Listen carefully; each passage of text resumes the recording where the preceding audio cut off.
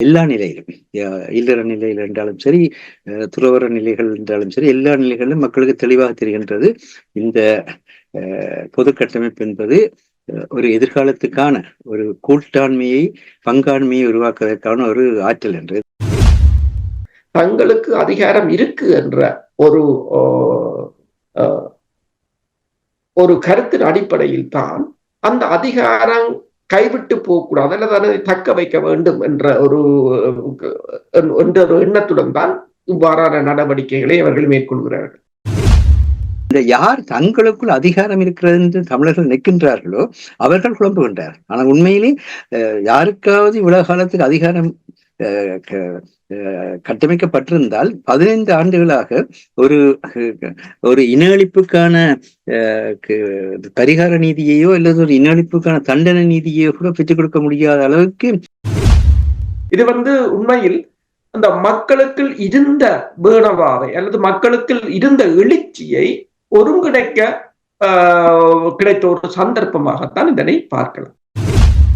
தயவு செய்து இந்த ஒரு கிழமையும் நீங்கள் அதில் தெளிவிருந்தால் தொடர்ந்து ஆதரியுங்கள், இல்லை என்றால் மௌனமாக இருந்தாவது சரி. சில வேளைகளில் மக்களை செயற்பட விடுங்கள். மக்கள் எப்பொழுதுமே சரியாக போய் கொண்டிருக்கின்றார்கள். எதிர்வரும் காலங்களில் சிங்கள தேசத்துக்கு இது ஒரு சிங்கள மக்களுக்கு ஒன்றை கூறும், நாங்கள் உங்களுடன் இல்லை என்று. வெளிநாடுகளுக்கு ஒன்றை கூறும், நீங்கள் சிங்கள தரப்புடன் தனிய பேசுவதால் பிரச்சனைகள் தீர்ந்து விடாது என்று. ஏனென்றால் நாங்கள் தமிழ் மக்களை பொறுத்தவரையில் நாங்கள் அந்த சிங்களவர்களை ஏற்றுக்கொள்ளவில்லை என்னும் போது எங்கள் பிரச்சனையை தமிழ் மக்களுடன் தான் நீங்கள் பேச வேண்டும்.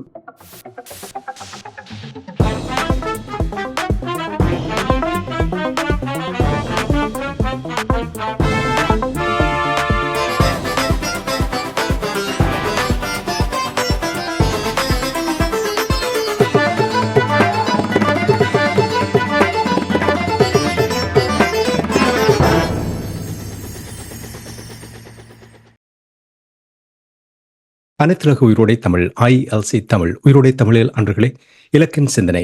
இந்த நிகழ்ச்சியில் எங்களோடு தமிழறிஞர் மூத்த ஆய்வாளர் ஃபேட்டிமா மாஸ்டர் அவர்களும் பொறியியல் ஆய்வாளர் அரசு அவர்களும் இணைந்து விளக்கத்தை உயிரோடை தமிழ் உறவுகளுக்கு எடுத்து வரும் நிகழ்ச்சியாக ஒவ்வொரு சனி பிரித்தானிய நேரம் 8 மணி பிரதான செய்திகளை தொடர்ந்து இடம்பெறுகின்றது.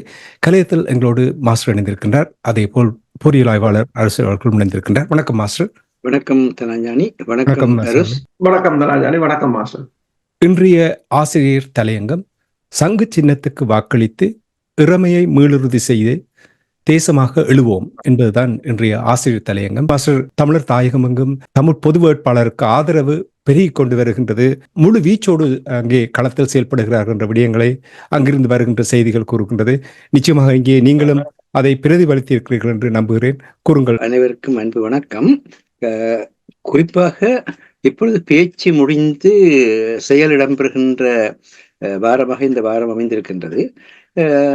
எங்களுக்குள் எத்தனையோ விளக்கங்கள் அளிக்கப்பட்டன, எத்தனையோ கேள்விகளுக்கு சந்தேகங்களுக்கு பதில்கள் கொடுக்கப்பட்ட அவையெல்லாம் முடிந்து விட்டன. இப்பொழுது செயற்பாட்டு நிலை வருகிறது. இந்த 7 நாட்களில் ஸ்ரீலங்கா தன்னுடைய 9வது அரசு தலைவரை தெரிவு செய்ய போன்றது. அதனுடைய தலைமை நோக்காக இருப்பது இந்த பொருளாதாரத்தை உறுதிப்படுத்துவது. அதாவது நிதி நிலையில் வங்குரோத்துக்கு சென்றுவிட்ட ஸ்ரீலங்காவை மீட்டமைத்தல். அதில் அந்த மீட்டமைப்பதற்கு அந்த மீளமைப்பு திட்டத்துக்கு 2 ஆண்டு காலம் ரணில் விக்ரமசிங்க அவர்கள் எடுத்த அனைத்துலக நாணய நிதியத்துடனான நிபந்தனைகள் அடிப்படையிலான முயற்சிகளுக்கு இன்னும் ஒரு 4 ஆண்டு கால அல்லது 5 ஆண்டு கால ஜனாதிபதி நிர்வாகத்தை பெற்றுக்கொள்வது என்பதால் அவர்களுடைய நோக்காக இருக்கின்றது. அது அவர்களுடைய நோக்கம் வேறொன்றும் இல்லை.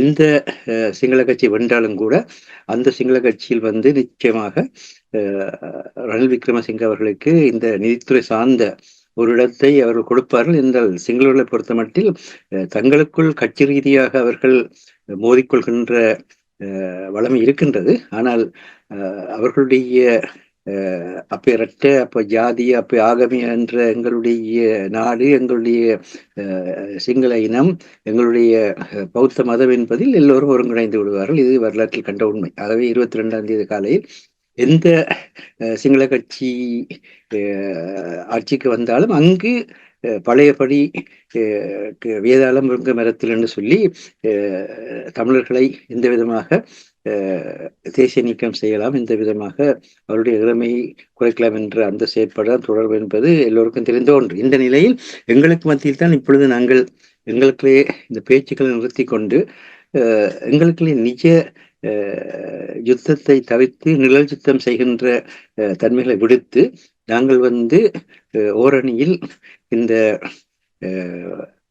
மக்களுடைய வாக்கு பலத்தை பயன்படுத்தி, வாக்கு பலம்தான் ஜனநாயக அரசியலில் மிக மிக உச்சக்கட்டமான ஆயுதம் என்பது எல்லோருக்கும் இந்த விடயம். ஆகவே இப்பொழுது ஜனநாயகத்துக்கூடாக விடுதலை போராட்டம் பயணித்துக் கொண்டிருக்கின்ற நேரம், துப்பாக்கியால் மௌனிக்கப்பட்டிருக்கின்ற நேரம், இந்த நேரத்தில் ஜனநாயகத்தினுடைய உச்சக்கட்ட ஆயுதமாகிய இந்த வாக்கு என்கின்ற இந்த மக்களுடைய விருப்பை வெளிப்படுத்துகின்ற தன்மையில் நாங்கள் இந்த ஸ்ரீலங்கா அரசாங்கத்தினுடைய தேர்தல் முறைமையையும் இந்த ஜனாதிபதி நிறைவேற்ற அதிகாரமுள்ள ஜனாதிபதி தன்மையை மட்டுமல்ல, ஸ்ரீலங்காவுடைய கூட்டுமொத்தமான எங்களுடைய தன்னாட்சியை, எங்களுடைய இறமையை ஏற்றுக்கொள்ளாத அனைத்தையும் நிராகரிக்கிறோம் என்கிற ஒரு நிலைப்பாட்டை தமிழர் எடுக்க வேண்டிய இருக்கின்றார்கள். அதனால்தான் சுருக்கமாகவே சங்கு சின்னத்துக்கு வாக்களிப்பது இறமையை மூழ்கி செய்த தேசமாக எழுவோம் என்கின்ற அந்த தத்துவத்தை வெளிப்படுத்துகிறது என்று கூறியிருக்கின்றோம். இந்த நேரத்திலே இதுவரை இலங்கை வரலாற்றிலே, இலங்கை ஈழத்தமிழருடைய வரலாற்றிலே 81 சிவில் அமைப்புகளும்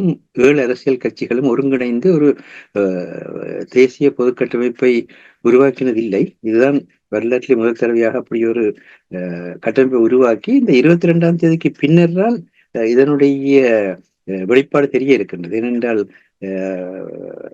மாணவர்கள், ஆசிரியர்கள், தொழிலாளர்கள், மருத்துவர்கள், ஆன்மீக தலைவர்கள் 5 பேரையும் ஒருங்கிணைந்த 5 முறைமைக்கூடாக இந்த தேசிய பொதுக்கட்டமைப்பு கட்டமைக்கப்பட்டிருக்கின்றது.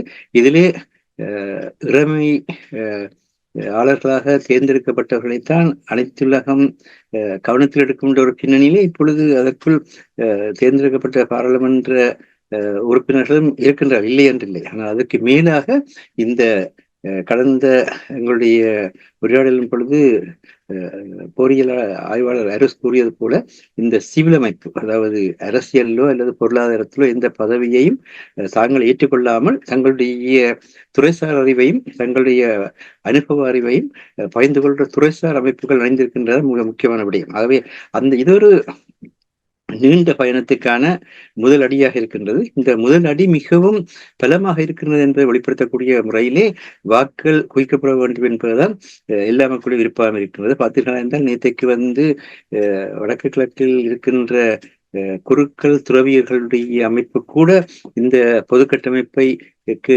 பொது வேட்பாளருக்கு வாக்களியுங்கள் என்று சொல்லி ஒரு அறிக்கையை விட்டு போய் பார்க்கின்றோம். ஆகவே எல்லா நிலையிலும், இல்லற நிலையில் என்றாலும் சரி, துறவர நிலைகள் என்றாலும் சரி, எல்லா நிலைகளிலும் மக்களுக்கு தெளிவாக தெரிகின்றது இந்த பொது கட்டமைப்பு என்பது ஒரு எதிர்காலத்துக்கான ஒரு கூட்டாண்மையை, பங்காண்மையை உருவாக்குவதற்கான ஒரு ஆற்றல் என்று. இந்த கூட்டாண்மை பங்காண்மை உருவாக்கப்படுகின்ற பொழுதுதான் இந்த உலக அரசியல் கூட்டாண்மைகள் கூட பங்காண்மைகள் கூட சென்று கொண்டிருக்கின்றது. இன்றைக்கு நேட்டோ நாடுகளுடன் இணைந்து, பிரித்தானியாவுடன் இணைந்தும் அமெரிக்கா ரஷ்யாவுடைய எல்லைகளுக்குள் தங்களுடைய நீண்ட தூரத்திற்கு பயன்படுத்தப்படுற ஆயுதங்களை பயன்படுத்தலாம் என்ற ஒரு கூட்டுத்தன்மையை வெளிப்படுத்தியிருக்கிறதை பார்க்கின்றோம். அந்த கூட்டுத்தன்மைக்கு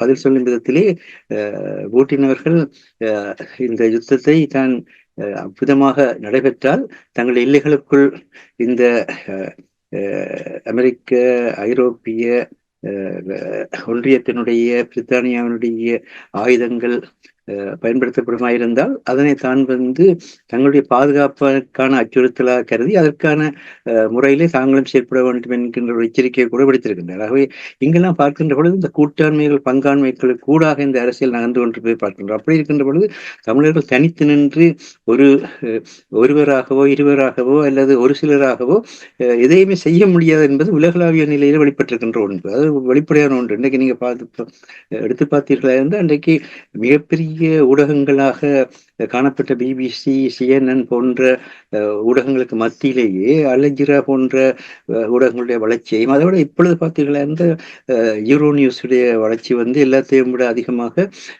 ஐரோப்பா முழுவதிலும் இருக்கின்ற செய்திகளை அவர்கள் ஒவ்வொரு நாளும் மூலை முடுக்கல் இருக்கின்ற சமூக, பொருளாதார, அரசியல், ஆன்மீக செய்தியெல்லாம் போடுகின்றார். அதாவது இன்றைக்கு உலகம் வந்து குளோபலைசேஷன் சொல்லப்படுற உலகமயமாக்கத்தில் வந்து வடதுருவம் முதல் தென் துருவம் வரை பொருளாதார ரீதியாக ஒருங்கிணைந்த ஒரு தன்மையையும், அறிவியல் ரீதியாக வந்து தங்களுடைய அறிவாற்றலையும் தொழில்நுட்பத்தையும் பயந்துள்ள தன்மையும் கொண்டதாக அமைந்திருக்கின்றது. இவ்விதமான சூழலில் தமிழ் மக்களாக நாங்களும் முதல் தாயகத்தில் இருப்பவர்கள் தங்களுக்கிடையே இருக்கின்ற வேல்யூ தி டைவர்சிட்டின்னு சொல்வார்கள். தங்களுக்கிடையே இருக்கின்ற மாறுபாடுகளை மதித்து, மாறுபாடு இல்லை என்று யாரும் சொல்லவில்லை, வேறுபாடுகள் இல்லை என்றும் சொல்லவில்லை. ஜனநாயகத்தினுடைய செல்கின்ற பொழுது அணுகுமுறைகள் நிச்சயமாக இருக்கும். என்ற ஜனநாயகத்தில் இருக்க தன்மையை தான், அதனால் இந்த ஆசிரியர் தலையங்கத்திலே பல்குழுவும் பால்சையும் உட்பகையும் வேந்திலைக்கும் கொள்குறும்பும் இல்லது நாடு என்ற வள்ளுவருடைய பொருளையும் சுட்டிக்காட்டி இருக்கின்றோம். என்று சொன்னால் இந்த பல்குழுவாக நாங்கள் பிரிய பிரிய பிரிய அது வந்து பால்சையும் உட்பகை உருவாக்கும்.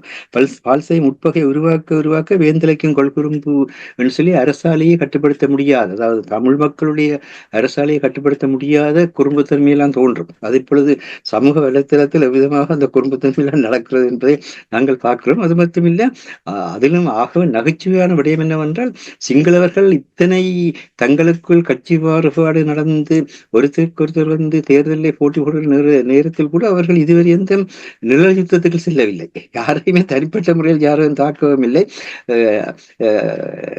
அனுரகுமார் எங்களுக்கு பகை, ரணில் விக்ரமசிங்கே எங்களுக்கு பகை, சஜித் பிரேமதாஸ் எங்களுக்கு பகைன்னு சொல்லி, அல்லது நாமல் ராஜபக்ச எங்களுக்கு பகை என்று அவர் ஒரு முறையிலே சொல்லவில்லை. அவர்கள் தங்களுடைய அணுகுமுறைகளிலேயே மாறுபட்டு நிற்கின்றனர். ஆனால் சிங்களம், பௌத்தம், பௌத்த சிங்கள சட்டம் என்பதிலே அவர்கள் எந்த விதமான மாறுபாடும் இல்லாமல் எல்லாரும் ஒரே மாதிரியாக இருக்கின்றார்கள். ஆனால் எங்களுக்குள் வந்து இந்த ஒரு நாள் கூத்துக்கு மீசை வைத்த மாதிரி வருகின்ற இந்த தேர்தலை மையமாக வைத்து இதுக்கு பிறகு வந்து திரும்பவும் நெல்லிக்காய் மூட்டை மாதிரி சிதறுவார்களா என்கின்ற அளவுக்கு நிழல் யுத்தத்தை தொடங்கியிருக்கிறதெல்லாம் பார்க்கின்றோம். இந்த தன்மைகள் எல்லாம் விடுத்து இந்த சங்க சின்னத்துக்கு வாக்களித்து இறமையை செய்து தேசமாக எழுவோம் என்பது வேறு எதுவும் நடக்கவில்லை. உங்களுக்கு நீங்களே வாக்களியுங்கள், நமக்கு நாமே வாக்களியும் என்ற ஒரு புதிய ஜனநாயக தேர்தல் போராட்டம் உலகுக்கு அறிமுகப்படுத்தப்பட்டிருக்கிறது. உண்மையிலே வந்து ஏற்கனவே நான் சொல்லியிருக்கின்றேன், இந்த அறவழி போராட்டம் என்று சொல்லப்படுகிற சத்தியாகிரக போராட்டமே திருநாகர சுவாமியால் தான் முதல் உலகுக்கு அறிமுகப்படுத்தப்பட்டது என்பது என்னுடைய இலக்கியங்கள் வாயிலாக தெரிய வருகின்ற உண்மை. அதன் பின்னர் வள்ளியம்மை என்கின்ற தமிழ் பெண்ணுக்கூடாகத்தான் காந்தி அதனை அறிந்து காந்தி வந்து அதை செயல்படுத்தினார் என்பதெல்லாம் வரலாறு. அது மாதிரி இப்பொழுது இந்த தேர்தல் காலத்திலும் கூட உலகத்துக்கு ஒரு மிகப்பெரிய செய்தி சொல்லப்பட்டிருக்கின்றது. ஒரு சிறிய தேசிய இனம் தன்னுடைய கருத்தை வெளியிடாமல் இருக்கின்ற பொழுது அந்த சிறிய தேசிய இனம் தனக்குத்தானே ஒரு வேட்பாளர் நிறுத்தி அதற்கு வாக்களிப்பதன் மூலமாக தன்னுடைய கருத்தியலை உலகத்துக்கு வெளிப்படுத்தலாம். அவை இந்த மாதிரியான மாற்றங்களை நாங்கள் வந்து நேர்த்தன்மை கொண்டதாக பார்க்காமல், அதுவும் அரியநேந்திரன் மிக தெளிவாக சொல்கின்றார், நான் ஒரு குறியீடாக இருக்கின்றேன், நான் ஒரு தேர்தல் ஆழ்நிலைப்பட்ட ஒரு வேட்பாளராக இல்லை, 21ஆம் தேதியில் என்னுடைய பணி முடிந்துவிடும், அதுக்கு பிறகு தேசிய பொது கட்டமைப்பு எந்த விதமாக தேச நிர்மாணத்தை செய்ய வேண்டும் என்பதை அவர்கள் முடிவு செய்வார்கள். ஆகவே அதன் பிறகு நீங்கள் எல்லோரும் வந்து பேசுங்கள், கதையுங்கள், எல்லோரும் வந்து உங்களுடைய கருத்துக்களை சொல்லுங்கள், எல்லோருடைய கருத்துக்களும் ஏற்கப்பட்டதாக இருக்க வேண்டிய நாடு, அதில் எந்த கருத்தும் இல்லை. ஆனால் அதை ஒட்டி இப்பொழுது இந்த ஒரு சிறிய ஒரு நாள் நிகழ்ச்சியை வைத்துக்கொண்டே எங்களுக்குள் பிரிவினைகளையும் எங்களுக்குள் பகைமைகளையும் தேடி சிங்கள பௌத்த மேலாதிக்கம் எங்களை இப்பொழுது சமூகமாக்கி கம்யூனிட்டி என்ற நிலையை கொண்டு வந்து, அந்த கம்யூனிட்டி என்ற நிலை மட்டுமன்றில்லை, இன்றைக்கு பார்த்தீர்கள் என்றால் காங்கிரஸ் துறை பொருளாதார வளையம், கரந்தன் பொருளாதார வளையம் என்பது நேற்று உத்தியோகமாக திறந்து வைக்கப்பட்டு விட்டது. அதாவது எங்களுடைய காங்கிரஸ் துறை மண் சார்ந்த கனிம வளங்களும் கிளிநொச்சி மண் சார்ந்த நிலம்சார் பொருளாதாரம் விற்கப்பட போகின்றது. அதே போல திருவண்ணாமலையினுடைய நிலையிலே இன்றைக்கு வந்து 26 வீதமாயிருக்கிற சிங்களவர்கள் அந்த நிலப்பரப்பினுடைய 46 வீதத்தை கட்டுப்படுத்துகின்ற அறிக்கைகள் கூட நேற்றைக்கு வெளிவந்தது. எங்களுடைய பக்கத்திலே வந்து எங்களுடைய நிலமாக அபகரிக்கப்படுகின்றது, எங்களுடைய இயற்கை வளம், எங்களுடைய மனித வலு, எங்களுடைய சந்தை தன்மைகள் எல்லாமே சிங்கள பௌத்த அரசாங்கம் தன்னுடைய வங்குரோத்து பொருளாதாரத்தை ஈடு செய்வதற்கு விற்கின்ற ஒரு நிலையில் இந்த தேர்தல் வருகிறது. ஆகவே இந்த தேர்தலுடைய அந்த தன்மைகளை பார்த்து நாங்கள் எங்களுக்கு ஒற்றுமையை வெளிப்படுத்துகிற ஒன்றாக இதில் இந்த பொது வேட்பாளர் என்றவருக்கு எவ்வளவு வாக்கு விழுந்தது என்பது பிரச்சனையே இல்லை. அந்த அவ்வளவு வாக்கும் ஒரு பொது வழியில் வேலை செய்வதற்கான தன்மை கொண்டவர்கள் என்பதுதான் முக்கியம். ஆகவே எவ்வளவு பேர் அதில் வாக்களிக்கின்றார்களோ அவ்வளவு பேரும் பின்னர் ஒரு பொது வழியில் வேலை செய்வதற்கான, அதாவது வேல்யூ தி டைவர்சிட்டி என்கின்ற அந்த வேறுபாடுகளை மதித்து ஒருத்தர் பொது வழியிலே பயணிக்கிற தன்மையையும், அதே மாதிரி சோசியல் இன்க்ளூஷன் என்று சொல்லப்படுகின்ற சமூக உள்வாங்களை செய்து எல்லோருக்குமான ஜனநாயகத்தை தோற்றிருக்கிற தன்மைகளை தமிழர்கள் செய்வதற்கு ஆயத்தமாக இருக்கின்றார்கள். உலக ஜனநாயக நீரோட்டத்தில் அவர்கள் தொடர்ந்து பயணித்து தங்களை நிலைநிறுத்துவார்கள் வெளிப்படுத்துகின்ற ஒன்றாக இந்த சங்க சின்னத்துக்கு வாக்களிக்கப்பட வேண்டும் என்பதுதான் இன்று இந்த ஆசிரியர் தலைமைத்தூடாக வெளிப்படுத்துகின்ற செய்தியாக இருக்கின்றது. ஒரு கான்செப்ட் ஜனநாயக வழியில் உங்களுக்கு தெரியும், நிறைய அழுத்தங்கள் இருந்தது, நிறைய குற்றச்சாட்டுகள் இருந்தது. தமிழர் தரப்பை பொறுத்த மட்டில் ஒரு காலமும் அவர்கள் ஜனநாயக வழியை விரும்புவதில்லை என்று சர்வதேச நாடுகளில் சிலர் கூறியதை நாங்கள் எல்லோரும் கேட்டிருக்கின்றோம். இந்த விடயத்தை பார்க்கும் பொழுது ஏன் சில அமைப்புகள், சில அரசியல்வாதிகள் இதை எதிர்ப்பதற்கு காரணம் என்ன? இப்ப நீங்களே தெளிவாக கூறினீர்கள், அரியநேத்திரன் அவர்கள் இந்த ஒரு குறியீடாக இருக்கிறார். அதாவது ரணிலுக்கு இருக்கிற அதே பிரச்சனை, ரணிலுக்கு இருக்கிற பிரச்சனை என்னன்னு சொன்னால், தன்னுடைய அந்த அதிகார தன்மையை இந்த தேர்தல் மாற்றி விடுமா என்றதுதான் அவர் செயற்பட்டுக் கொண்டிருக்கின்றார் என்பது எல்லோருக்கும் வெளிப்படையாக தெரிகின்றது. அவருக்கு ஆதரவாகவும் அவருக்கு பக்கத்துணை செய்யக்கூடிய முறையிலும் கூட்டாண்மைகளும் பங்காண்மைகளும் செயற்பட்டுக் கொண்டிருக்கின்றது என்பதும் வெளிப்படையான ஒன்று. அதே போல இந்த யார் தங்களுக்குள் அதிகாரம் இருக்கிறது என்று தமிழர்கள் நிற்கின்றார்களோ அவர்கள் குழம்புகின்றார். ஆனால் உண்மையிலே யாருக்காவது இவ்வளவு காலத்துக்கு அதிகாரம் கட்டமைக்கப்பட்டிருந்தால் 15 ஆண்டுகளாக ஒரு இன அழிப்புக்கான பரிகார நீதியையோ அல்லது ஒரு இன அழிப்புக்கான தண்டனை நீதியையோ கூட பெற்றுக் கொடுக்க முடியாத அளவுக்கு தமிழ் சமுதாயம் தன்னுடைய அதிகாரத்தன்மையிலே நெகிழ்ச்சி அடைந்திருப்பதை பார்க்கின்றோம். அப்படியாக இருக்கின்ற பொழுது ஒரு உலகத்துக்கெல்லாம் வெளிப்படையாக, அதுவும் இங்கிருக்கின்ற மிகப்பெரிய சேனல் 4 ஊடகத்துக்கு ஊடாக கூட மிக தெளிவாக வெளிப்படுத்தப்பட்ட உண்மைகளின் அடிப்படையிலே நாங்கள் அந்த மக்களுக்கான தண்டனை நீதியோ பரிகார நீதியோ பெற்றுக் கொடுக்க முடியாத நிலையில் இருக்கின்றோம். அதே மாதிரியாக ஐக்கிய நாடு சபையிலே மனித உரிமைகள் பேரவையும் மனித உரிமைகள் ஆணையகமும் நிறைவேற்றின தீர்மானங்களை கூட பக்கத்துணையாக நின்று அதனை முன்னெடுத்து செல்கின்ற அளவுக்கு யாருமே இல்லாத நிலையிலே 2015ஆம் ஆண்டில இருந்து இன்று மட்டும் தடுமாறிக் கொண்டிருப்பதையெல்லாம் பார்க்கிறோம். நடைமுறையிலேயே நாங்கள் பலம் இழந்திருக்கின்ற நிலையிலே எங்களுக்குள் நாங்கள் பலம் இருப்பதாக நினைத்துக் கொண்டு எங்களுக்குள்ளேயே நாங்கள் ஒருத்தர் முட்டி மோதி கொண்டிருக்கிற தன்மைதான் ஸ்ரீலங்கா அரசாங்கத்துக்கு மிகப்பெரிய சாதகமான சூழ்நிலையாக அமைந்திருக்கின்றது. அந்த நிலை மாறி நாங்கள் ஒருங்கிணைந்த ஒரு சமூக நிதி வளத்தையும் ஒருங்கிணைந்த ஒரு உலகளாவிய மதிவளத்தையும் இணைக்க வேண்டும் என்கின்ற அந்த இளையவர்களுடைய அந்த கனவினுடைய ஒரு வாயிலாகத்தான் இந்த பொது கட்டமைப்பு உருவாக வேண்டும் என்றும் பொது வழியில் பயணிக்க வேண்டும் இலக்கு ஏற்கனவே சொல்லிக் கொண்டிருந்தது. இப்பொழுதுதான் அது தேர்தல் களத்துக்கு ஊடாக ஒரு மக்களுக்கு முன்வைக்கப்படுகிறது. அதனால்தான் சில பேர் இலக்கையும் ஐஎல்சி வானியலையும் கூட பகைமையை நினைத்து தங்களுக்குள்ளே நிழலித்தம் செய்கின்ற காட்சியெல்லாம் பார்க்கின்றோம்.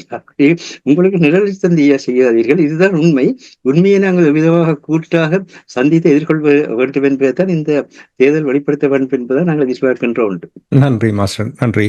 அரசர்களே, மாஸ்டர் கூறினார், யார் அதிகாரம் இருக்கிறார் என்று நினைத்திருந்தார்களோ அவர்களை மீறி இந்த பொது வேட்பாளர் இப்பொழுது நிறுத்தப்பட்டிருப்பதாக அவர்கள் உணர்கிறார்கள். ஆனால் இந்த பொது வேட்பாளருடைய நிலை என்ன என்றதை இப்ப மாஸ்டர் தெளிவாக கூறினார். இந்த ஒரு சம்பவமே வெளிப்படுத்துகிறதா தமிழ் அரசியல் பரப்பில் இருக்கின்ற ஒரு சவால், தமிழர்கள் எதிர்நோக்குகின்ற ஒரு சவாலை வெளிப்படுத்துகின்ற என்று நீங்கள் கருதுகிறீர்களா? உண்மைதான். தமிழ் சமூகம் மட்டுமல்ல, பல்வேறு சமூகங்கள்ல இவ்வாறான சவால்கள் இருக்கின்றது. ஆனால் தமிழ் சமூகத்தில இருக்கிற சவால்கள் என்ன போது தனது சொந்த நலனுக்காக ஒரு தேசிய நலனையே புறம் தள்ளுகிற அளவுக்கு இறங்கி வேலை செய்கிற சவால்கள் தான் மிக மோசமாக தமிழ் சமூகத்தில் இருக்கிறது. உதாரணமா பாத்தீங்கன்னா சொன்னால் இது இன்று நேற்றல்ல, இப்ப இதை விடுதலை புலிகளும் இந்த சவால்களை சந்தித்தார்கள். விடுதலை புலிகள் சந்தித்த சவால்களை நீங்கள் பார்க்கலாம். அவர்கள் தமிழ் மக்களிடம் ஒரு மக்கள் என்று அதை கூற முடியாது, ஒரு சில குழுவினரிடம் அல்லது ஒரு சில தரப்பினரிடம் இருந்து அவர்கள் சந்தித்த சவால்கள் மிக மிக அதிகம், மிக நெருக்கடியான நிலைமையை அவர்களுக்கு தோற்றுவித்திருந்தது. அதாவது தங்கள் நலன்கள் பாதிக்கப்படும் போது மக்களின் நலன்களை துறந்து எதிரிகளுடன் இணைந்து மக்களை படுகொலை செய்த வரலாறும் இந்த தமிழர்களில் இருக்கின்ற சிலருக்கு உண்டு. அவர்களைத்தான் நாங்கள் ஒட்டுக்குழுக்கள் என்று அழைப்பதுண்டு. இந்த இலங்கை இராணுவம் எவ்வாறு தமிழர்களை படுகொலை செய்ததோ, இந்திய இராணுவம் எவ்வாறு படுகொலை செய்ததோ, அதே போன்று தமிழ் குழுக்கள் கூட சொந்த மக்களையே படுகொலை செய்த வரலாறுகளை நாங்கள் பார்க்கலாம். இது எல்லாவற்றையும் நீங்கள் தூக்கி பார்த்தீர்கள் என்று சொன்னால் அது இந்த தங்களுக்கு அதிகாரம், மாஸ்டர் கூறியது போலதான், தங்களுக்கு அதிகாரம் இருக்கு என்ற ஒரு கருத்தின் அடிப்படையில் தான் அந்த அதிகாரம் கைவிட்டு போகக்கூடாது அல்லது அதை தக்க வைக்க வேண்டும் என்ற ஒரு எண்ணத்துடன் தான் இவ்வாறான நடவடிக்கைகளை அவர்கள் மேற்கொள்கிறார்கள். இப்போது நீங்கள் பார்த்தீர்கள் என்று சொன்னால் இந்த பொது வேட்பாளர் தங்கள் அரசியல் இருப்பை தகர்த்து விடுவாரோ என்ற ஒரு பிழையான கருத்தை அவர்கள் முன்வைத்துத்தான் இதற்கு எதிராக தீவிர பிரச்சாரம் செய்கின்றனர். ஆனால் அண்மையில் உங்களுக்கு தெரியும், தமிழரசு கட்சி சஜித்தை ஆதரிப்பதாக கூறினார். பிறகு பிற்பாடு இப்போது அவர்கள் அந்த தங்கள் தேர்தல் எல்லா கட்சிகளின் விஞ்ஞாபனங்களையும் ஆராய போவதாக 18ஆம் தேதி எல்லா விஞ்ஞாபனங்களையும் எதிர்வரும் திங்கட்கிழமை ஆராய போவதாக கூறியிருக்கிறார். ஸ்ரீதரன் முக்கிய உறுப்பினராக இருந்தாலும் லண்டனில் இருந்திருந்தார். லண்டனில் இருந்த பிற்பாடு அவர் வந்த பிற்பாடும் தனது கிளிநொச்சியில் இருக்கிற கிளைகளை கூடி பொது வேட்பாளருக்கு என்று அறிவித்திருக்கிறார். இதில் நீங்கள் பார்த்தீர்கள் என்று சொன்னால் ஒன்று ஸ்ரீதரனுக்கு ஒன்று தெரிகிறது, இந்த சஜித் ஒரு வெற்றி பெற்றாலும் அல்லது வேற யார் வெற்றி பெற்றாலும் பொது தேர்தல் ஒன்று வரும்போது மீண்டும் தமிழ் மக்களிடம் சென்று நிற்க வேண்டும். இப்போது இதற்கு எதிராக நின்றுவிட்டு இந்த தமிழ் மக்களின் வாக்குகளை மீண்டும் பெறுவது கடினம் என்றது அவருக்கு தெரிகிறது. பொது வேட்பாளர் என்பது அது ஒரு தமிழ் மக்களின் அரசியல் குறியீடாகவும் சிங்கள தேசத்துக்கு வாக்களிக்க கூடாது என்பதற்காகவும் கொண்டு வரப்பட்டதே ஒழிய எந்த ஒரு கட்சியையோ அல்லது எந்த ஒரு அரசியல்வாதிகளின் இருப்பையோ தகர்ப்பதற்கானது ஒன்று அல்ல. அது இந்த பொது அமைப்புகளால் கொண்டு வரப்பட்டதும் அரசியல் கட்சிகள் அதற்கு தங்களுடைய ஆதரவுகளை வழங்குவதாகவும் தான் இருக்கின்றதே தவிர இரு தேசம் என்று இவர்கள் எல்லோரும் கோஷமிடுகிறார்கள். அந்த இரு தேசத்தில் இரண்டு பக்கமும் இரண்டு ஜனாதிபதிகள். இப்போது நீங்கள் அங்கு இடம்பெறுகின்ற தேர்தல் பரப்புரைகளை பார்த்தீர்கள் சொன்னால் சிங்கள தேசத்தை போலவே தமிழ் தேசத்திலும் மிகப்பெரிய ஒரு எழுச்சி தமிழ் வேட்பாளருக்கு கிடைத்திருக்கின்றது. புலம்பெயர் தேசத்திலும் மெல்லமில்லாது தீயாக பரவி கொண்டு வருகின்றது. அதாவது மக்களுடன் ஊரோடு ஒத்தோடு என்று கூறுவார்கள்.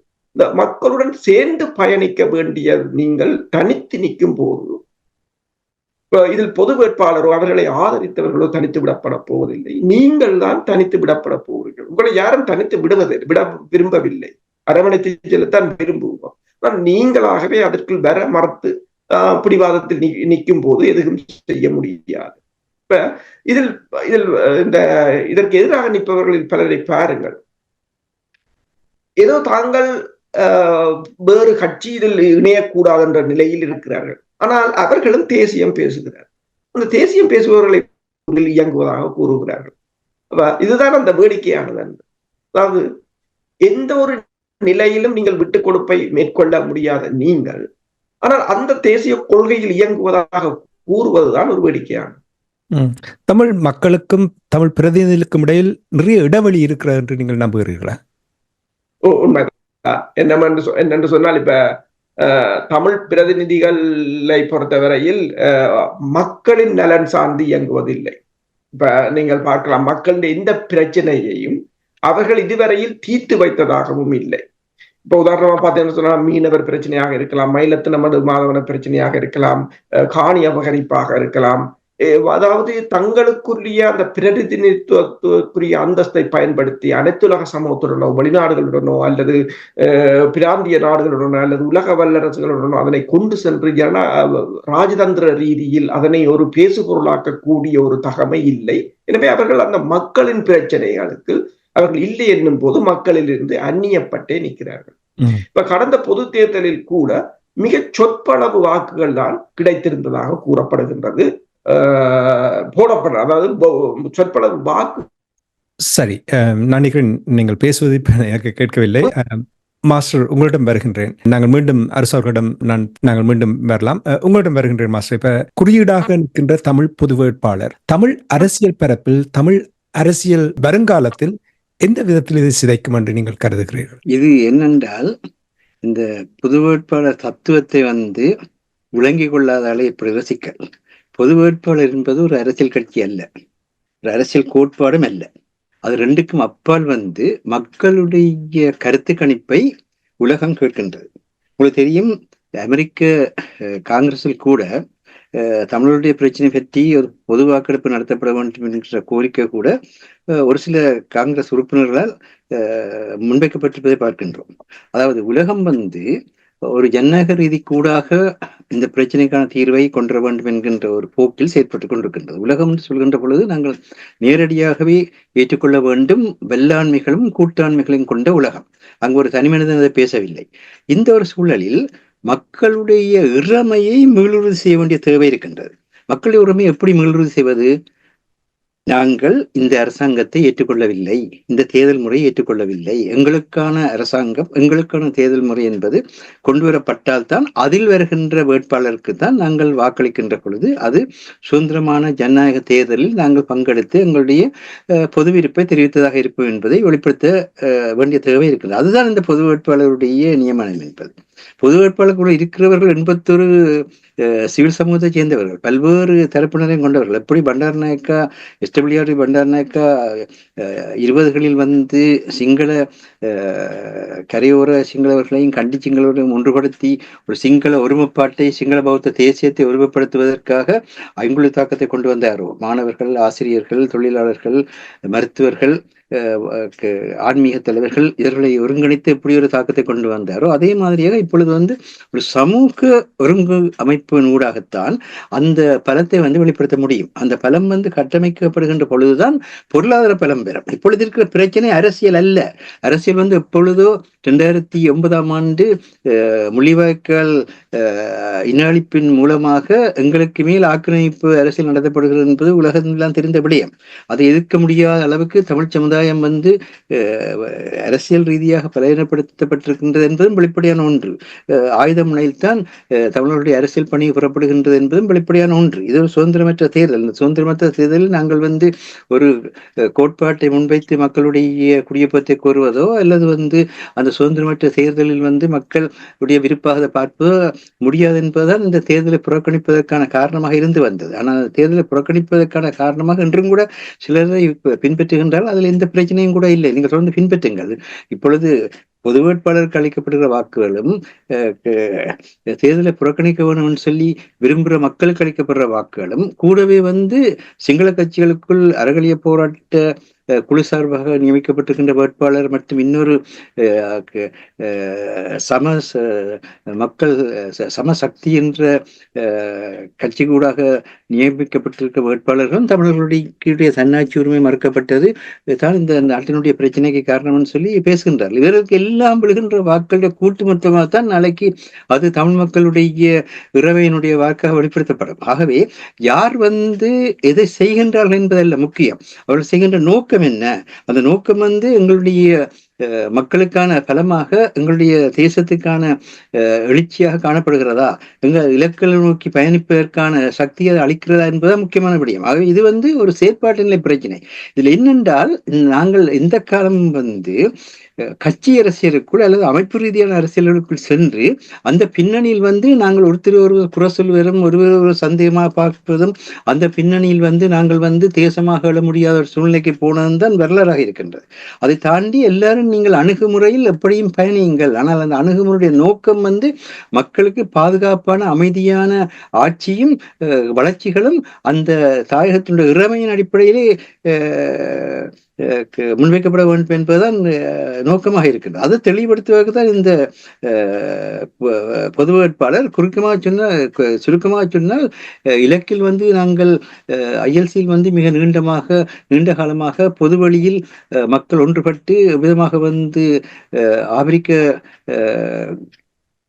தேசிய காங்கிரஸ் வந்து ஆப்பிரிக்க தேசிய விடுதலை போராட்டத்தில் அங்கு மிக நீண்ட காலமாக சிறை வைக்கப்பட்டிருந்த நெல்சன் மண்டேலாவையே இந்த பிரித்தானியாவினுடைய மிக இறுக்கமான தன்மைகளிலிருந்து வெளியே கொண்டு வந்தது அந்த போராட்டம். அதே மாதிரி ஜசீர் அரபாத்துடைய உலகளாவிய மக்களுக்கான அந்த செய்தியை தெரிவித்ததுதான் பலஸ்தீன விடுதலை போராட்டம் பலம்பெற்றது என்பது எல்லாருக்கும் தெரிந்த விடயம். ஆகவே இப்பொழுது உலக மக்களுக்கு எங்களுடைய கருத்துக்களை தெரிவித்து உலக மக்களுடைய ஆதரவை பெற வேண்டியிருக்கு. உலக அரசாங்கங்களுக்கு அல்ல, உலக அமைப்புகளுக்கு அல்ல, உலக மக்களுக்கு. உலக மக்களுக்கு தெரிவிப்பதாக இருந்தால் இதுதான் மக்களுடைய நிலைப்பாடு, இதைத்தான் நாங்கள் செய்ய விரும்புகிறோம், இதுக்கான பக்கத்துணையாக நீங்கள் வாருங்கள் என்று வெளிப்படுத்த வேண்டிய தேவை இருக்கிறது. ஆகவே அதை வைக்கின்ற கருத்து கணிப்பெடுக்க பாருங்கள். இதில் வந்து இப்ப யாராவது ஒரு தமிழ் அரசியல் கட்சிக்கு வந்து பலம் இருந்திருந்தால் இந்த 15 ஆண்டுகளாக நீங்களே இலங்கையில் வந்து ஸ்ரீலங்கா அரசாங்கத்தினுடைய காலை கழுவித்தான் நாங்கள் எங்களுடைய மக்களுக்கான ஏதாவது ஒரு சிறு நலனை கூட பெற வேண்டும் என்று சொல்லி பேச்சுவார்த்தைகளிலும் அவர்கள் மறுக்க மீண்டும் ஈடுபட்டுக் கொண்டிருக்கின்றீர்கள். இதெல்லாம் உங்களுடைய அதிகாரம் உங்களுடைய கையில் இருந்து நழுவி இருக்கின்றது தெரிகின்றது. ஆகவே இதில் மிக தெளிவாக அதான் நாங்கள் ஏற்கனவே சொன்னோம், ஈழத்தமிழர் தேசிய பிரச்சனை என்பது மொழி மத சாதி பிரதேச பிரச்சனை அல்ல. இந்த மண் எங்களின் சொந்தமன் என்கின்ற நிலத்தின் மீதான பறிக்கப்பட முடியாத பிறப்பால் வந்து அடிப்படை உரிமையை மீளுறுதிப்படுத்தும் இறைமை பிரச்சனை. இதுதான் முக்கியம். அதை அந்த மீளுறுதிப்படுத்தல் நாங்கள் வந்து திரும்ப அமர்ந்து கன்ஃபர்மேஷன் செய்ய வேண்டிய நிலையில் இருக்கின்றோம் என்ற பிரித்தானிய காலனித்துவ அரசாங்கம் அந்த தவறை செய்து விட்டது. அந்த தவறை செய்து எங்களுக்கு அந்த மண்ணின் மேல் இருக்கின்ற அந்த இறைமையினை வந்து அவர்கள் வந்து உலகத்தின் கண்களில் இருந்து மறைத்தார்கள். இது பிரித்தானிய அரசாங்கம் செய்த வேலை. ஆகவே அந்த பின்னணியிலே வந்து நாங்கள் இறைமையை மீளுறுதி செய்வதாக இருந்தால் எந்த அனைத்துலக நாடுகள் வந்து எங்களுக்கு இறைமை இல்லை என்று சொல்கின்றதோ அந்த அனைத்துலக நாடுகளுக்கு நாங்கள் தேசமாக நிற்போம். இப்பொழுது இருக்கின்ற இந்த நிறைவேற்றிய அதிகாரமுள்ள ஜனாதிபதி தேர்தல் முறை எங்களுக்கு உரியதல்ல. இதன் மூலமாக நாங்கள் எங்களுக்கான ஒரு அரசு தலைவரை கூட தெரிவு செய்வதற்கு அரசியல் சட்டமே மறுக்கிறது. இவ்விதமான ஒரு சூழலில் எங்களுக்கான ஒரு எதிர்காலத்தை நோக்கி நாங்கள் போய்கொண்டிருக்கின்றோம். அந்த எதிர்காலத்தை அனுமதிங்கள் என்ற பொழுது 22ஆம் தேதிக்கு பின்னர் வந்து யார் அந்த எதிர்காலத்தை எப்படியெல்லாம் முன்னெடுக்க போகின்றோ எப்படியெல்லாம் தெளிவுபடுத்தி முன்னெடுத்து கொண்டு செல்லுங்கள். எல்லாவற்றுக்கும் மேலாக இளைய சமுதாயம் இந்த தேர்தலில் மிக கூடிய அக்கறை செலுத்துகின்றது. இதுவரை நடந்த விவாதங்களில் பங்கு பெற்றாத இளையவர்கள் எல்லாம் எப்பொழுது பார்த்தீர்கள் என்றால் வடக்கு கிழக்கில் நடந்து கொண்டிருக்கிற விவாதங்கள் பங்கு பெற்றதை பார்க்கிறோம். எத்தனையோ பல்கலைக்கழக மாணவர்கள், எத்தனையோ பள்ளி மாணவர்கள், ஆசிரியர்கள் எல்லாரும் வந்து பொதுவாக வந்து 35 வயதுக்கு குறைந்த பலர் வந்து இதிலே கருத்து தெரிவிக்கின்ற ஒரு அற்புதமான தன்மையை பார்க்கின்றோம். மதங்களை கடந்து எல்லா மதங்களை சேர்ந்தவர்களும் வடக்கு கிழக்கு என்ற பிரதேசம் மறைந்து கிழக்கை சேர்ந்த ஒருவரையும் நாங்கள் எங்களுடைய தலைமையாக ஏற்றுக்கொள்வோம் என்று சொல்லி மக்கள் வெளிப்படுத்துகின்ற தன்மை பார்க்கின்றோம். ஆக நாங்கள் ஒரு தேசம், ஒரு மக்கள், ஒரு இனம் என்ற அந்த கோட்பாட்டுகள் வருகின்றோம். சிங்கள தேசம் அப்படி வந்துவிட்டது. நாங்கள் ஒரு தேசம், ஒரு மக்கள், ஒரு இனம், ஒரு நாடு, ஒரு சட்டம் என்றதிலே அவர்கள் அதை நிறைவு செய்துவிட்டு அதற்காக வந்து எங்களுடைய பக்கத்து வளங்களை விற்று தங்களுடைய கடனை அடைக்கிறதுக்கு நிற்கின்றார்கள். இன்னும் ஒரு சிறிது காலத்தில், இன்னும் ஒரு 3 வருஷத்தில் இல்லை 4 வருஷத்தில் எங்களுடைய பக்கத்து மண்கள் எல்லாம் அனைத்து முதலாளிகளுக்கும் இலங்கையினுடைய முதலாளிக்கும் சொந்தமாக போய் கொண்டிருக்கின்றது. அந்த அபாயகமான நிலைக்குள் எல்லாம் இருக்கின்றோம். இந்த நேரத்தில் நாங்கள் வந்து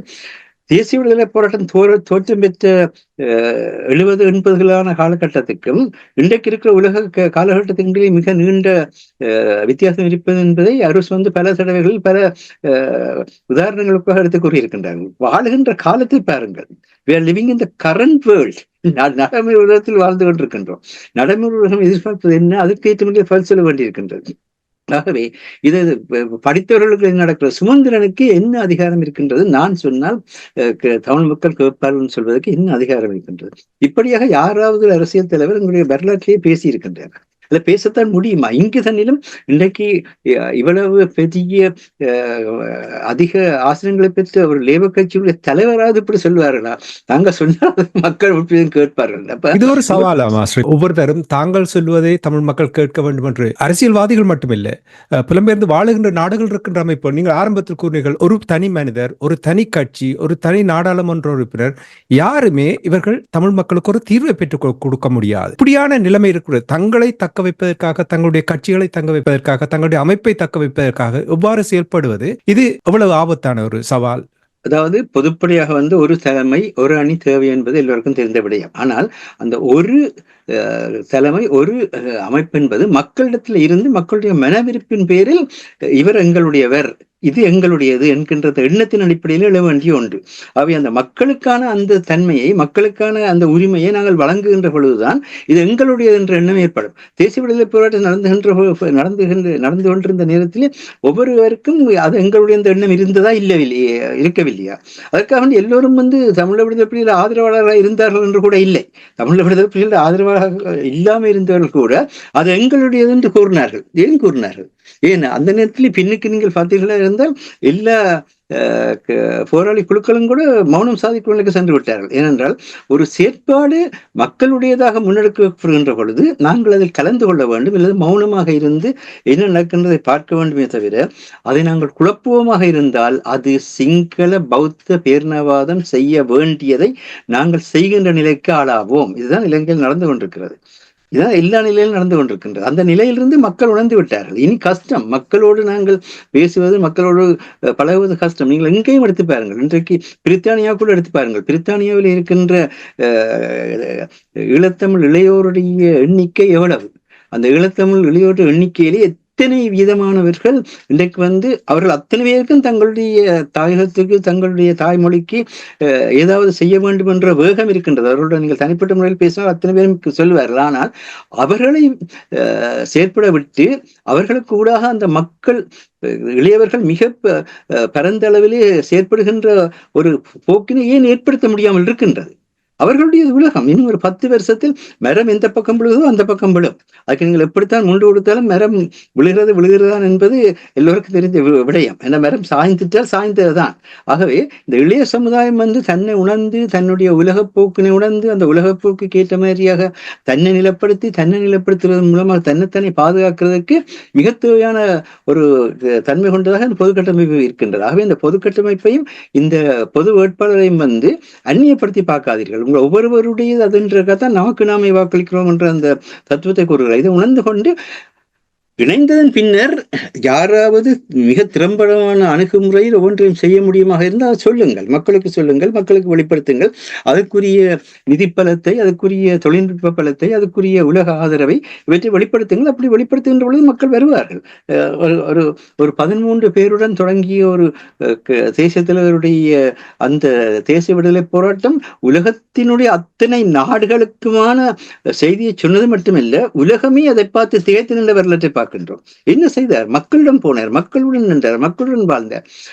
மாறுபட்ட வேறுபட்ட தன்மையின்றி இல்லாமல் அந்த நேரத்தில் சுரேஷ் பிரேமச்சந்திரன் எந்த அளவுக்கு தேசிய தலைவர்களை எத்தகைய வார்த்தைகளை எல்லாம் தட்டிக்கொண்டு இருந்திருந்தது எல்லாருக்கும் தெரியும். அதே நேரத்திலே அப்பொழுது இருந்த சில பாராளுமன்ற உறுப்பினர்கள் தங்களுடைய சட்டப்பைக்குள் தேசிய தலைவர்களை தாக்குவதற்கென்று துப்பாக்கிகளை கொண்டிருந்தார் என்பது எல்லாருக்கும் தெரியும். அப்படியான சூழ்நிலைகள் இருந்தும் கூட நாட்டினுடைய நலனுக்காக, மக்களுடைய நலனுக்காக அவர்கள் அப்படித்தான் செயற்பட போகின்ற பொழுது நீங்கள் அப்படி செயற்படுவதாக இருந்தாலும் இப்படி செயற்படுங்கள் சொல்லி வழிகாட்டினார்களா இல்லையா? அதுதான் தேவையாக இருக்கின்றது. நன்றி. சிறப்பு மாஸ்டர் அரசர்கள், உங்களிடம் வருகின்றேன். இப்ப நமக்கு நாமே வாக்களிப்போம் என்ற அந்த செய்தி, இது இலக்கின் சிந்தனை நிகழ்ச்சியில் அடிக்கடி தமிழ் மக்களுடைய இறமை, அந்த நாடு, மக்கள், இவை தொடர்பாக அதனுடைய நிலைமைகளை மிகவும் சிறப்பாக வெளிப்படுத்தி கொண்டு வந்தார். அதனுடைய ஆபத்தான நிலையையும் கூட சுட்டிக்காட்டியிருக்க குழுமம் என்ற ஒரு நிலைக்கு கொண்டு வருகின்ற நிலைப்பாடு அவர்கள் எடுத்திருக்கிறார்கள் என்றபடி எங்களை கூறுகின்ற நேரத்தில் பொது வேட்பாளரினூடாக சிங்கள அரசியல் பரப்பில் சிங்கள மக்களுக்கும் இனி சர்வதேச நாடுகளுக்கும் தமிழ் மக்கள் தங்களுடைய அணுகுமுறையில் ஒரு வித்தியாசமான வழியை கண்டுபிடித்திருக்கிறார்கள்.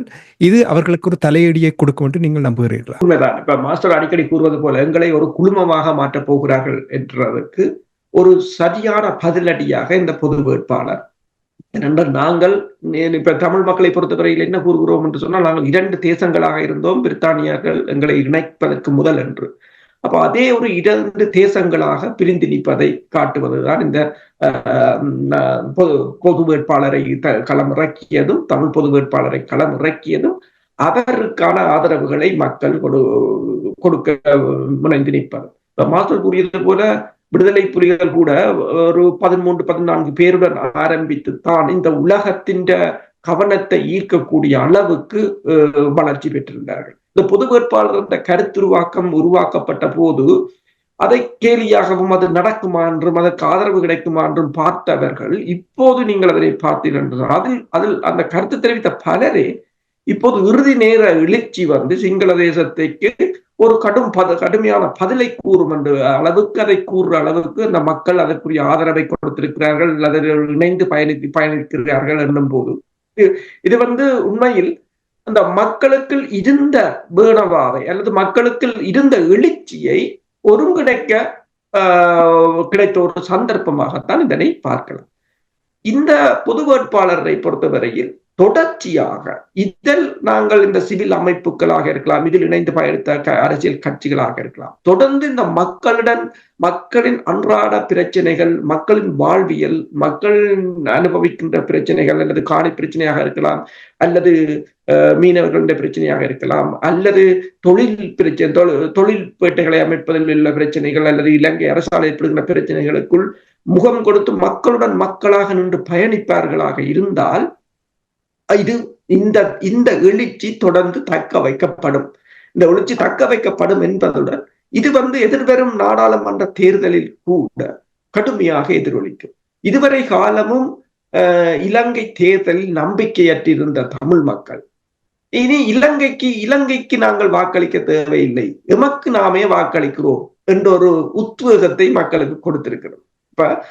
நாங்கள் எங்களுக்குத்தான் வாக்களிக்கிறோம், நாங்கள் சிங்களவர்கள் வாக்களிக்கவில்லை என்னும் போது இந்த வாக்காளர்கள் மக்கள், நான் முன்னர் கூறியது போல, நீங்கள் நாடாளுமன்ற தேர்தல்கள் முன்னர் இடம்பெற்ற தேர்தல்களை பார்க்க போனால்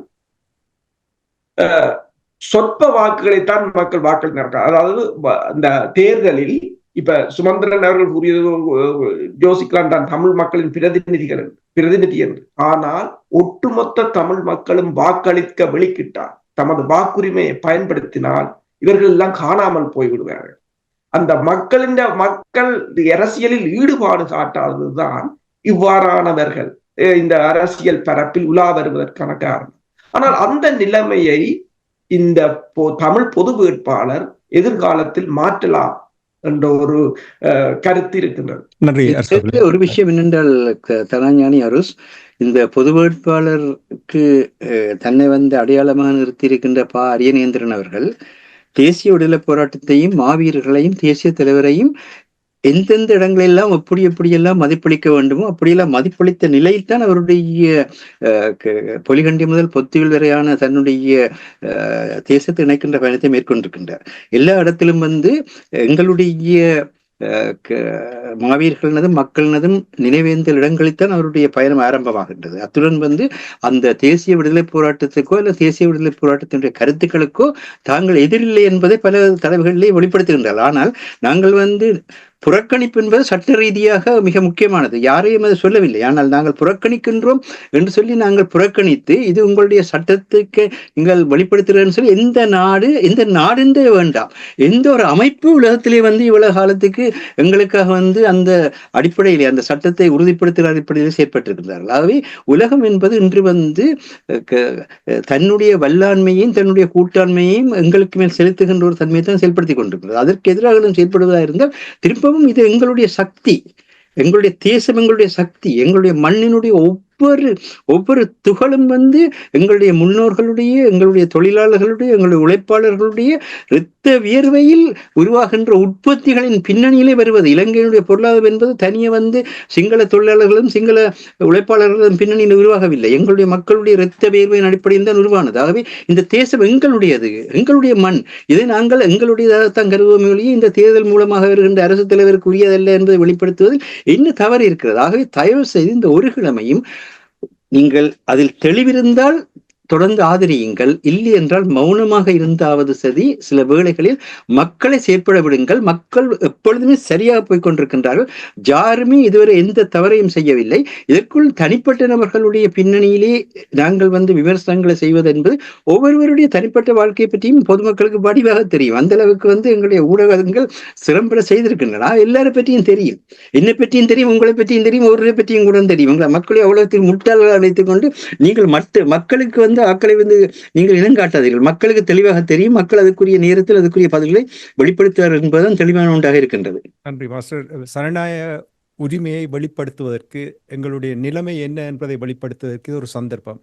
இப்படியெல்லாம் அடிக்கடி வரப்போவதில்லை இந்த சந்தர்ப்பங்கள் உங்களுடைய உண்மை நிலையை வெளிப்படுத்துவதற்கு. ஒரே ஒரு விஷயம், சகல பாராளுமன்ற உறுப்பினர்களுக்கும் ரிப்பீட்டர் துப்பாக்கி நேற்று முன்தினம் ஸ்ரீலங்கா அரசாங்கத்தால் கொடுக்கப்பட்டிருக்கிறது. 10 பாராளுமன்ற உறுப்பினர் தவிர மற்ற உறுப்பினர்கள் அத்தனை பேருக்கும் கொடுக்கப்பட்டிருக்கிறது. தேர்தல் ஆணையம் சொல்லியிருக்கின்றது, ஜனாதிபதிக்கு ஊரடங்கு சட்டத்தை நடைமுறைப்படுத்துகின்ற அதிகாரம் இருக்கின்றது. அதே நேரத்தில் ஏவத்தினபுர பல்கலைக்கழகம் திடீரென்று மூடப்பட்டிருக்கின்றது. ஆகவே ஒரு மிகப்பெரிய வன்முறை கட்டமைக்கப்படுவதற்குரிய சாத்தியக்கூறுகள் கூட இருக்கின்றன என்பது வெளிப்பட்டுக் கொண்டு வருகின்றது. அவ்விதமான ஒரு அபாயகரமான ஒரு நேரத்தில் நாங்கள் எல்லோரும் ஒற்றுமையாக நின்று எங்களுடைய பலத்தையும் எங்களுடைய மக்களை உறுதிப்படுத்துவதையும் செய்தால்தான் இது சிலவர்கள் ஒரு இனவழிப்பாக மாறுறது கூட சந்தர்ப்பம் இருக்கின்றது. தோற்கின்ற கட்சிகள் எல்லாம் உங்களால் தான் தோற்றோம் என்று தமிழ் மக்களுக்கு மேல் இந்த பழியை போடுறதுக்குரிய ஒரு சந்தர்ப்பம் செய்வார்கள். ஆக எவ்விதமான ஒரு நடைமுறையில் இருக்கின்ற அபாயங்களை பாருங்கள். அவ்விதமாக பார்த்து நாங்கள் ஒன்றுபட வேண்டிய நேரத்தில் எங்களுக்கு வீண் பேச்சுகள் வேண்டாம்.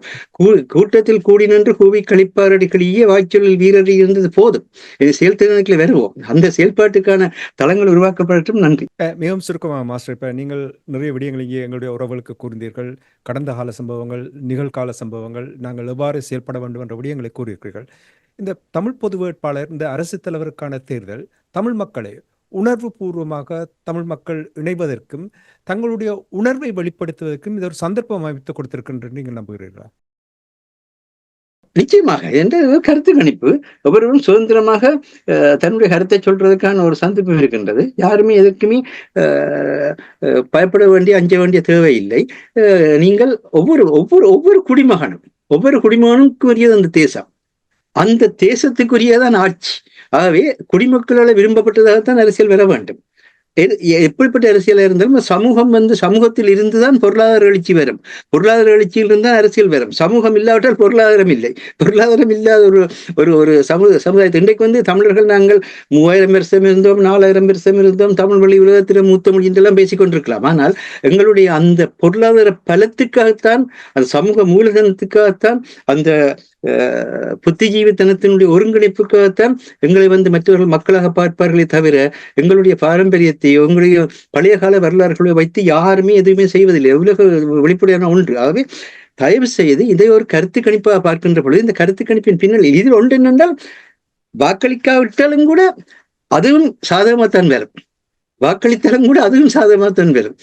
ஒரு வாக்கு விழுந்தாலும் கூட ஒருவன் கூட அந்த மண்ணிலே தேசியத்துக்காக போராடுறதுக்கான தன்மையோடு இருக்கின்றான் என்பதை தான் வெளிப்படுத்தும். அது பல்லாயிரக்கணக்கான வாக்களாக இருந்தால் அது மற்றவர்களுக்கு ஒரு அச்சத்தையும் உங்களுக்கான ஒரு உறுதிப்பாட்டையும் கொடுக்கும். அவ்வளவுதான் சொல்கிறார் பொழுது அந்த பின்பின் என்று சொல்வார்கள். இது வெற்றி என்ற நிலையிலே தமிழ் மக்கள் எடுத்திருக்கின்ற ஒரு முடிவு. இதனுடைய விளைவு இதுக்கு பின்னர் விதம் செயற்பட போகிறோம் என்பதில் தான் இருக்கின்றது. அந்த செயற்பாட்டுக்காக நாங்கள் எங்களுக்காக, எங்களுடைய மண்ணுக்காக, எங்களுடைய மக்களுக்காக எதையும் கொடுத்து இணைவோம். நாங்கள் தேசமாக எழுவோம். எங்களுக்குள் இந்த பதவிகள், பட்டங்கள், அடுத்தவரை அடக்கி ஆள வேணும் என்ற ஆசைகள் எதுவுமே இல்லாத ஒரு தன்மை எங்கள்கிட்ட இருக்கின்றது என்று வெளிப்படுத்துகின்ற அந்த தன்மையிலே நாங்கள் செயற்படுவதற்கான ஒரு மிகப்பெரிய சந்தர்ப்பம் இன்னும் 7 நாட்கள் தான் இருக்கின்றன. இந்த 7 நாட்களுக்குள் நாங்கள் அதை தெளிவாக்கி, இப்பொழுது இது லேசான தேர்தலாக இருக்க போறதில்லை, மிக கடுமையான தேர்தலாக இருக்கும் எல்லா நிலையிலும். அதனுடைய சவால்களையும் சந்தித்து நாங்கள் பயணிப்பதற்கு மிக மிக மிக உறுதி வேணும். உறுதிக்கு ஒரு உடைவுண்டாயின் இறுதி. யாராவது நீங்கள் தேசியத்துக்கு அல்லது தாயகத்துக்கோ அல்லது தன்னாட்சிக்கோ எதிராக செயற்பட்டால் சுட்டி காட்டி இந்த மாதிரி இப்படி செயற்படுவதை வெளிப்படையாக கூறுங்கள். ஒரு பிரச்சனையும் இல்லை. இது ஜனநாயகமான நாடு. அப்படி நடந்திருந்தால் அது வெளியால கொண்டு வாருங்கள். அது கொண்டு வருவதன் மூலம் இனக்காட்ட வேண்டிய பொறுப்பும் இருக்குது. ஆனால் அர்த்தமற்ற பேச்சுக்கள், கடினமான வார்த்தைகள், தேவையற்ற விமர்சனங்கள், இவைகளை நிறுத்திக் கொண்டு நாங்கள் மக்களாக வாழ வேண்டும் என்பதுதான், வெளிப்பட வேண்டும் என்று அது முக்கியமாக இருக்கின்றது. அற்புதம், அற்புதம். மிகவும் சுருக்கமாக அரசு அவர்கள், நீங்கள் தமிழ் மக்கள் தங்களுடைய உணர்வை வெளிப்படுத்துவதற்கு இது ஒரு சந்தர்ப்பமா? உண்மைதான். என்னென்று சொன்னால், இதுவரை காலமும் அந்த மக்களின் எழுச்சியை பார்த்தாலும் அவ்வாறுதான் தெரிகிறது. அவர்களுக்கு ஒரு சந்தர்ப்பம் கிடைக்கவில்லை. இப்ப நாங்கள் கூட்டிணைந்து செயற்பட வேண்டும் என்றெல்லாம் சொல்லிக் கொண்டிருக்கிறோம், ஒன்றாக இயங்க வேண்டும் என்று. எப்போது என்று சொன்னால், ஒரு ப்ராஜெக்ட், ஒரு செயற்பாடு வரும்போதுதான் அதில் தான் நாங்கள் எங்கள் ஒருங்கிணைவை காட்ட முடியும். அதற்கான ஒரு சந்தர்ப்பமாகத்தான் இது இருக்கின்றது. அப்ப இந்த இதில் மிக பாரிய அளவு ஒரு வெற்றியை தமிழ் மக்கள் கொடுத்து விட்டால், இது எதிர்வரும் காலத்தில் இது ஒரு ட்ரெடிஷனாக மாறும். அதாவது தமிழ் இனம் அது ஒரு தன்னைத்தானே ஆளுகின்ற ஒரு இனமாக இருக்கின்றது என்பது அடுத்த சந்ததியினருக்கும் இது கடத்தப்படும். இனி இது எதிர்வரும் காலங்களில் சிங்கள தேசத்துக்கு இது சிங்கள மக்களுக்கு கொண்டே கூறும், நாங்கள் உங்களுடன் இல்லை என்று. வெளிநாடுகளுக்கு கொண்டே கூறும், நீங்கள் சிங்கள தரப்புடன் தனியே பேசுவதால் பிரச்சனைகள் தீர்ந்து விடாது என்று. ஏனென்றால் நாங்கள் தமிழ் மக்களை பொறுத்தவரையில் நாங்கள் அந்த சிங்களவர்களை ஏற்றுக்கொள்ளவில்லை என்னும் போது எங்கள் பிரச்சனையை தமிழ் மக்களுடன் தான் நீங்கள் பேச வேண்டும், இலங்கைக்குள் நீங்கள் பேச முடியாது என்ற ஒரு செய்தியையும் காத்திரமாக இது சொல்லக்கூடிய. அது அரசு கூறியது மிக உண்மை என்னென்றால், நீங்கள் பார்த்தீர்களா இருந்தால் இலங்கையில் இருக்கின்ற எல்லா தூதுவர்களும் இந்த பொது வேட்பாளருக்கு பிறகு தமிழ் மக்களை சந்திக்கிற கடமையை எடுத்திருக்கின்றார்கள். அவர்கள் யாருமே இது ஒரு கேலி கூத்து, இது தேவையற்றது, அப்படி அப்படின்னு யாருமே எந்த விமர்சனமும் கூறவில்லை. அது மட்டும் இல்லை, சிங்களவர்கள் கூட கூறவில்லை. இது அவர்களுக்கு கூட தெரிகிறது, இவர்கள் புதிய ஒரு ஜனநாயக போராட்டத்துக்குள்ள போராடும் எத்தகைய ஆபத்தை ஏற்படுத்தி அவர்கள் முழுசிக் கொண்டிருக்கின்றார்கள். அப்படியான ஒரு சூழலில் எங்களுக்கு இருப்பவர்கள் நாங்கள் எங்களுக்கு ஒருவர் இந்த என்ன கூட்டத்தில் கூடி நின்று கூவி கழிக்கிற அந்த தன்மையை விட்டு எல்லோரும் 22ஆம் தேதி எல்லோரும் இப்படி செய்ய வேண்டும், பொதுக்கட்டமைப்பு வெளிப்பட்டு சொல்லுங்கள், இந்த மாதிரியா செய்து இப்படியா வாழ்வோம் என்று பொதுக்கட்டமைப்பை நீங்கள் நெறிப்படுத்துங்கள். ஒவ்வொரு மக்களும் எதிர்காலத்துக்கான அதாவது தன்னாட்சி என்பது தன்னுடைய அரசியல் எதிர்காலத்தை தானே அமைத்துக் கொள்கின்ற தன்மை அதுபோல் ஒவ்வொரு மக்களுக்கும் வழங்கப்பட்டிருக்கின்றது. ஜனநாயகத்துக்கூட இந்த ஒரு நேரத்தில் தான் செயற்படலாம். அதுக்கு இடப்பட்ட காலத்தில் செயற்பட்டால் அவர்களை பயங்கரவாத தடை சட்டத்தின் கீழேயோ அல்லது 6வது தடை சட்டத்தின் கீழேயோ கை செய்வதற்குரிய சூழ்நிலை ஸ்ரீலங்கா அரசாங்கத்தால் ஏற்படுத்தி வைக்கப்பட்டிருக்கின்றது. ஆகவே இந்த ஒரு நாளில் தான் நீங்கள் சுதந்திரமாக இதுதான் உங்களுடைய நிலை என்பதை வெளிப்படுத்துவதற்கு சந்தர்ப்பம் இருக்கின்றது. அதை வெளிப்படுத்திய பின்னர் ஒவ்வொருவரும் உங்களுடைய எண்ணங்கள், உங்களுடைய சிந்தனைகள் மக்களுக்கு மண்ணுக்கு நிலம்பெறமா இருந்தால் வாருங்கள், சொல்லுங்கள், இணையுங்கள், எல்லோருமாக இணைவோம். எல்லாரும் ஒருவருக்கொருவர் புரிந்துணர்வுடன் ஒருவர் ஏற்று ஒவ்வொருவருடைய ஆற்றலையும் ஒவ்வொருடைய திறமையும் நாங்கள் ஏற்றுக்கொண்டு அந்த தமிழர் ஒருங்கிணைப்பு என்பது அதுதான். தமிழர் ஒருங்கிணைப்பு என்றால் என்ன? நாங்கள் எல்லாம் ஒருங்கிணைந்த, அதாவது ஒரு நாட்டினுடைய மிக முக்கியமான ஒன்று ஒருங்கமைப்பு, அந்த தேசத்தினுடைய ஒருங்கிணைப்பு. அந்த ஒருங்கிணைப்பு இருந்தால் தான் இறைமையை பயன்படுத்தலாம். இறைமையினுடைய சக்தி ஒருங்கிணைப்பு, அந்த மக்கள் பலத்தை, அந்த தேசத்தில் அவனுடைய அந்த கனவை, அதாவது நாங்கள் ஒரு தேசமாக எழ வேண்டும், அந்த தேசம் இந்த உலகத்திலே தனக்கான கொடியையும் தனக்கான அங்கீகாரத்தையும் பெற வேண்டும் என்கின்ற அந்த கனவை நினைவாக்கான பயணம் 22ஆம் தேதி ஆரம்பமாகட்டும். அந்த பயணத்துக்கான ஒரு மிகப்பெரிய மக்கள் சக்தி இருக்கின்றது என்பதை வெளிப்படுத்துகிற ஒன்றாக இந்த தேர்தல் முடிவு அமையட்டும். அதற்கேற்ற வகையிலே மக்கள் செயற்படுவதற்கு மக்களுக்கு பலமளிக்க வேண்டும் என்று நாங்கள் இந்த நேரத்தை வாழ்த்துகின்றோம். நன்றி மாஸ்டர். கிட்டத்தட்ட நான் நினைக்கிறேன் 5-6 ஆண்டுகளாக உயிரோடை தமிழ் இலக்கு போன்ற இந்த தளத்தில் நாங்கள் தமிழ் மக்களை பொறுத்த மட்டில் இந்த 2009ஆம் ஆண்டு ஆயுத போராட்டம் மௌனிக்கப்பட்ட பின்பு பொதுவான கட்டமைப்பு இருக்க வேண்டும், ஒரு ஃப்ரேம் ஒர்க் இருக்க வேண்டும், ஒரு மெக்கானிசம் இருக்க வேண்டும், ஒரு வழிவரவு இருக்க வேண்டும், புலாம் வழிகாட்ட வேண்டும், ஆலோசனை குழு இருக்க வேண்டும் என்று பல விடயங்களை நாங்கள் கூறிக்கொண்டு அது மட்டும் இல்லாமல் கடந்த 6 மாதமாக இந்த பொது வேட்பாளருடைய முக்கியத்துவத்தை நாங்கள் வெளிப்படுத்தி கொண்டு வந்திருக்கின்றோம், முழு ஆதரவையும் வழங்கி. ஆனால் சிலர் நினைக்கிறார்கள் அவர்களுக்கு எதிராக நாங்கள் செயல்படுகிறோம் என்று. ஒன்றை நான் கூறுகிறேன், உயிரோடை தமிழ் இலக்கு போன்ற இந்த தளம் மக்களுக்கு அறிவூட்டுகின்ற ஒரு தளமாகத்தான் இங்கே பயன்படுத்த எங்களுக்கு தெரியும். சில நாடுகளும் சில வெளிநாட்டு சக்திகளும் இந்த தேர்தலை ஒரு ஸ்டேஜ் மேனேஜ்மெண்டாக தாங்கள் செய்ததை நிறைவேற்றுகிற முறையிலே சில குழுக்களையும் சில கட்சிகளையும் செயற்படுத்தி கொண்டிருக்கிற விடையிலும் எங்களுக்கும் தெரியும். ஆனால் அவையத்தை பற்றியெல்லாம் நாங்கள் பேசாமல் மக்களுடைய பலத்தை ஒருங்கிணைக்கிறதான் பேசிக் கொண்டிருக்கின்றோம் என்பதுதான் மிக முக்கியமான விடயம். நிச்சயமாக மாஸ்டர், நாங்கள் யார் மீதும் காழ்ப்புணர்வில்லை, இதை நாங்கள் எப்பொழுதும் தெளிவாக இருந்து கொண்டிருக்கின்றோம். மக்களுக்கு உண்மை நிலையை வெளிப்படுத்த வேண்டும் என்பதுதான் எங்களுடைய முழு நோக்கமும். இது அவருக்கு சார்பாக இவருக்கு சார்பாக என்று நாங்கள் பேசியது இதுவரையில் இல்லை. இதை எங்களுடைய மக்கள் புரிந்து கொள்ள வேண்டும். எங்களுடைய உறவுகளுக்கு நாங்கள் விடயங்களை பகிர்ந்து கொள்கிறோம் என்பது கூறுவதை கூட விரோதத்தனமாக பார்க்கிறார்கள். அப்படி இருந்தால் நாங்கள் வளர்ச்சி அடைய முடியாது இந்த காலத்தில். அதுவும் உலகம் வெகு விரைவாக மாற்றங்களை பார்த்து கொண்டிருக்கின்றோம், ஓடிக்கொண்டிருக்கின்றது.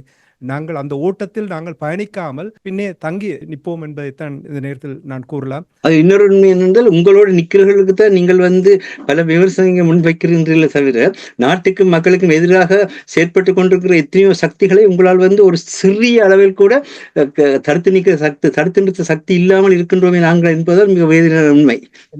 யார் மீதும் காழ்ப்புணர்வில்லை. இது ஒரு தனி மனிதனுடைய பிரச்சனை இல்லை, இது இனத்தினுடைய பிரச்சனை, அந்த மண்ணுடைய பிரச்சனை, அந்த இறமையினுடைய பிரச்சனை. இதற்காகத்தான் எல்லோரும் செயல்படுகிறீர்கள் என்ற நம்பிக்கை இருக்கிறது. அதே போல்தான் உயிரோடை தமிழும் இலக்கம் இங்கே அந்த நம்பிக்கையோடு தான் பயணிக்கிறது என்று கூறிக்கொண்டு இன்றைய இலக்கின் சிந்தனை நிகழ்ச்சியை இத்தோடு நிறைவு கொண்டு வருகின்றேன்.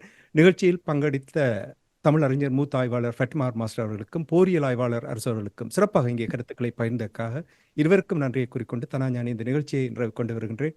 நன்றி, வணக்கம் மாஸ்டர். நன்றி, வணக்கம் அரசு அவர்களே. நன்றி, வணக்கம்.